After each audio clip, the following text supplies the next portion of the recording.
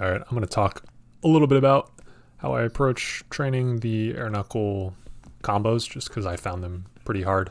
And once I realized what frame data to look at, it made it a little bit easier. Getting cold feet? But first, a breakdown. So there are three parts to this. The first is the jump. What are you waiting for? And with the jump, I recommend just not holding up after the light knuckle and getting used to the timing of when you press up. And immediately after you press up, you're going to press medium punch. Not at the same time, but a slight delay. So like that.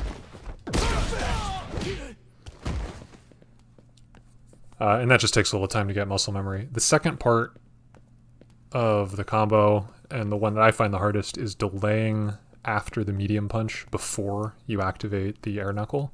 And you can actually use the frame data to identify how long you're holding, how long you're delaying, and how much longer you could be delaying. I'll try and show an example here. So if we look at the frame data, you can see a couple things. So I've paused it here, and if we're looking over here, so this section right here with the green, this is your startup for the medium punch in the air. And then the red is your active frames of the medium punch. And then it's the blue one afterwards, which shows how long you're delaying before you activate the air knuckle.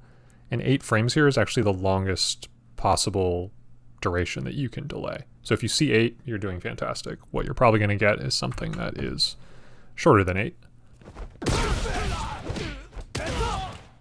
So you can see here now the blue one is a 6.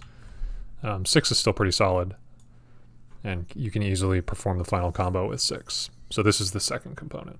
The final component is how long you charge the air knuckle. So when you just do an air knuckle on its own, you can do it and release punch immediately, and you'll get that. Or you can hold it the full duration and you'll get the uppercut. You want to hold it as long as possible without getting the uppercut. Once you hold it for 18 frames, on the 18th frame, you'll get the uppercut.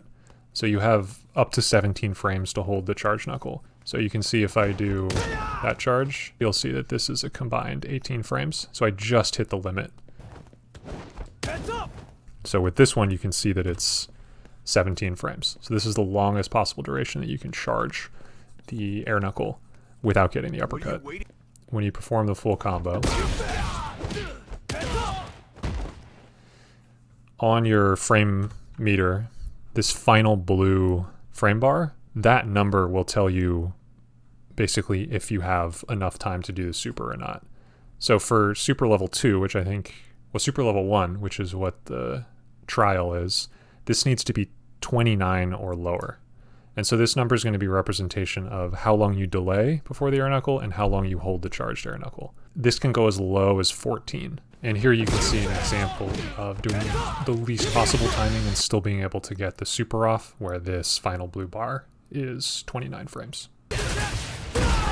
And so here is an example of doing it almost with the best possible timing, where you see there's 15